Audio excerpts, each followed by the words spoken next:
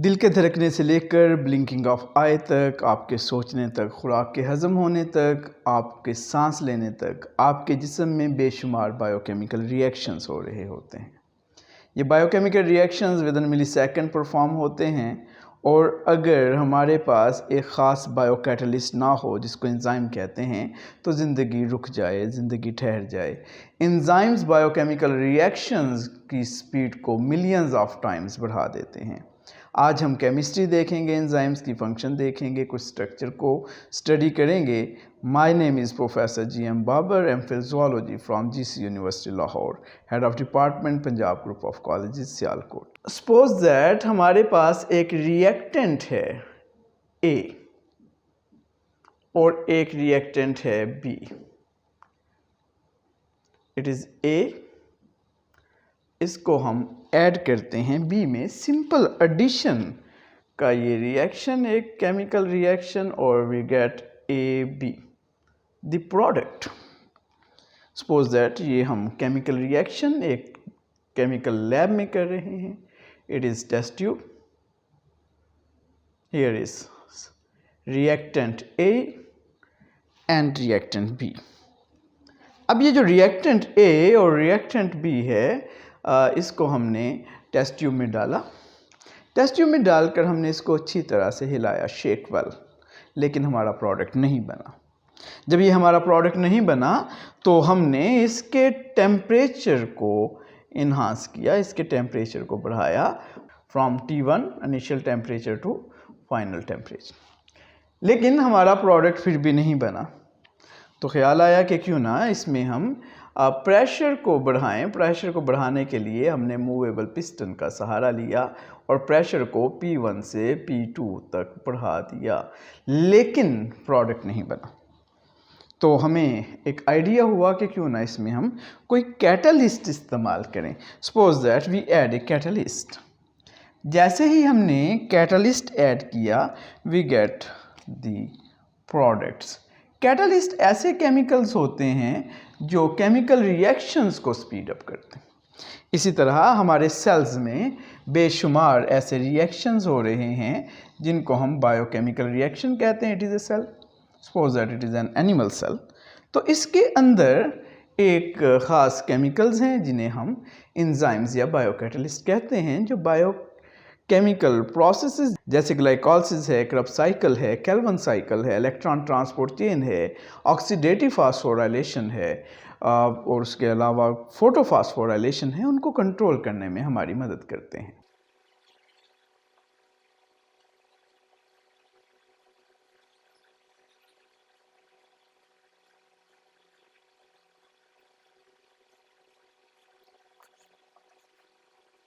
Enzyme पढ़ने के लिए हम उसकी केमिस्ट्री या केमिकल कंपोजिशन को देखेंगे। Enzymes are made up of protein, protein are made up of amino acid, it is a side chain, it is alpha carbon, it is hydrogen, here is carboxyl group and here is present amino group.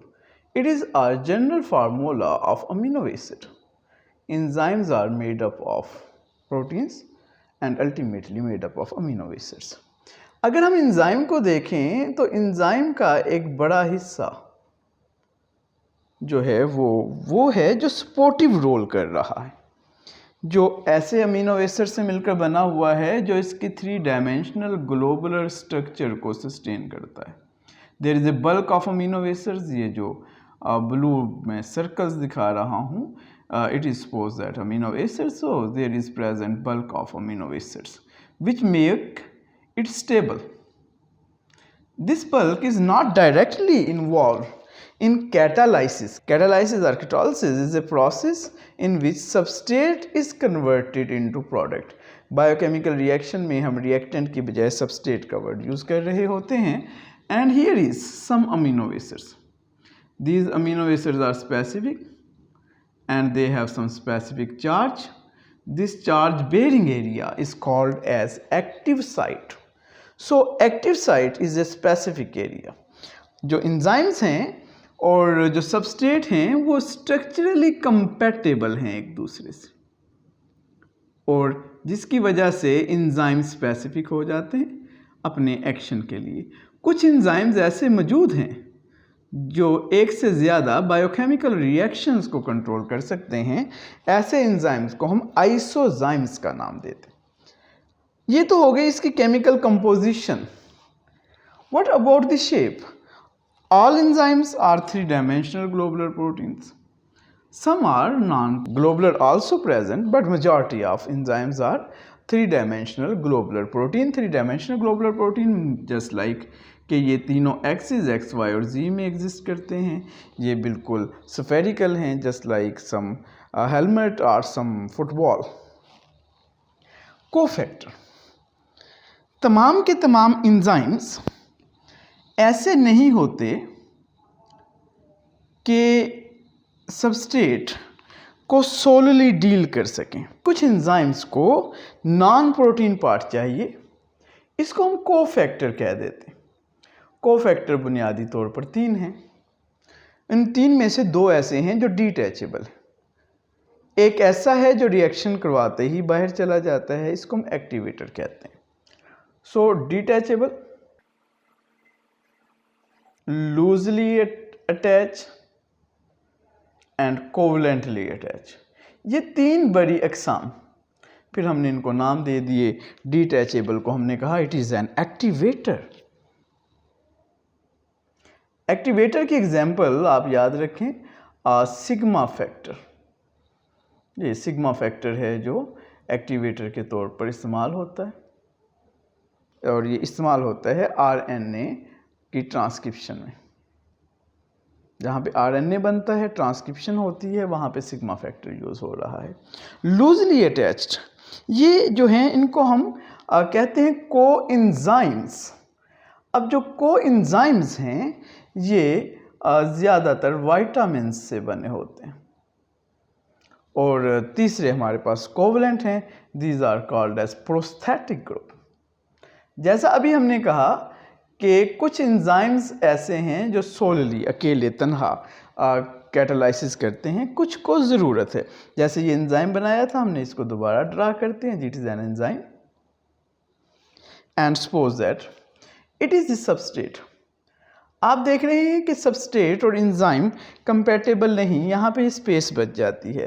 तो इस space को fill करने के लिए एक cofactor आएगा। अभी मैंने आपकी गोश गुजार किया, ये कोफैक्टर एक्टिवेटर हो सकता है, कोएंजाइम हो सकता है, प्रोस्थेटिक ग्रुप हो सकता है। ये आएगा और एंजाइम के साथ मिलेगा। कोफैक्टर ब्रिज का भी काम कर रहा है, एक पुल का काम कर रहा है, एक राब्ते का काम कर रहा है। And in many cases it lowers the energy of activation to start a biochemical reaction. अब यहाँ पे सवाल पैदा होता है, अगर हमारे पास एंजाइम तो है, वी हैव एंजाइम, और एंजाइम के साथ हमारे पास कोफैक्टर नहीं है, अब ये एंजाइम काम नहीं करेगा, इनएक्टिव है। ऐसे एंजाइम को हम नाम देते हैं एपो एंजाइम। और अगर हम एपो एंजाइम में मुनासिब मिकदार में उसका कोफैक्टर दाखिल कर दें, ऐड कर दें, तो वो बन जाएगा हमारा holo enzyme. And holo enzyme is working and it is active.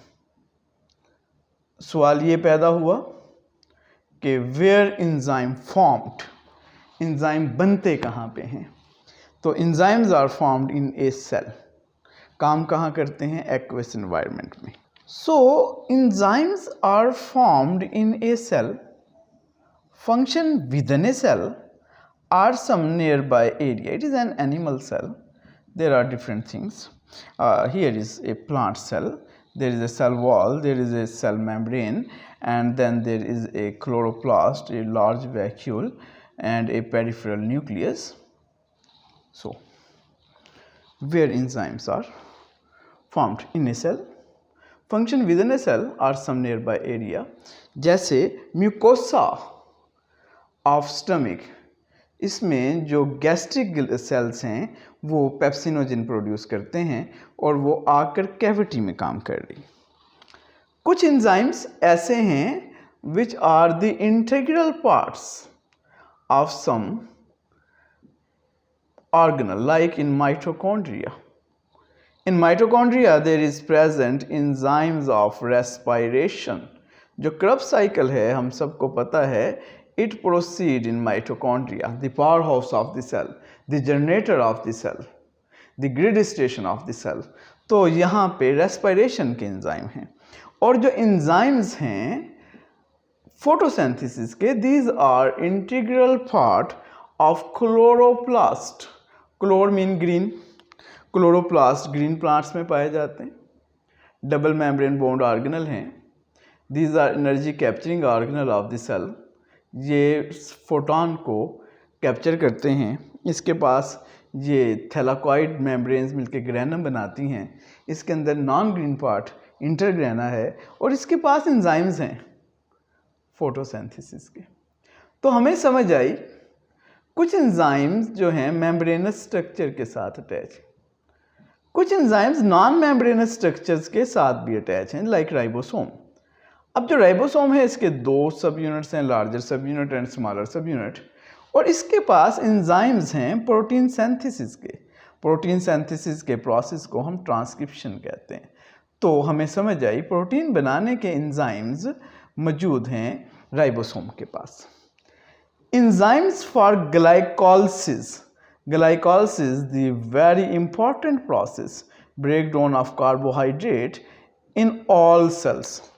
जब मैं कह रहा हूँ ऑल सेल तो मतलब from prokaryote to eukaryote, from anaerobic to aerobic, from archaebacteria to blue whale, सब में ग्लाइकोलाइसिस होता है। अब जो ग्लाइकोलाइसिस है वो साइटोप्लाज्म में उसके एंजाइम पाए जाते हैं। हम कहते हैं the enzymes of glycolysis are present in cytosol. तो हमें समझ आई कि एंजाइम्स सेल्स में बनते हैं और सेल्स के मुख्तलिफ ऑर्गेनल्स का हिस्सा बन जाते हैं, या फ्रीली फ्लॉट करते हैं इनटू द साइटोप्लाज्म और बायोकेमिकल रिएक्शंस को प्रोसीड करते हैं। तमाम के तमाम एंजाइम एक्वेटिक एनवायरनमेंट में काम करते हैं, कोई भी एंजाइम ड्राई कंडीशन में काम नहीं करता। So it is a little introduction of enzyme, the wonderful molecule which sustain, which retain, which continue our life. Thank you very much. अस्सलामु अलैकुम व रहमतुल्लाह।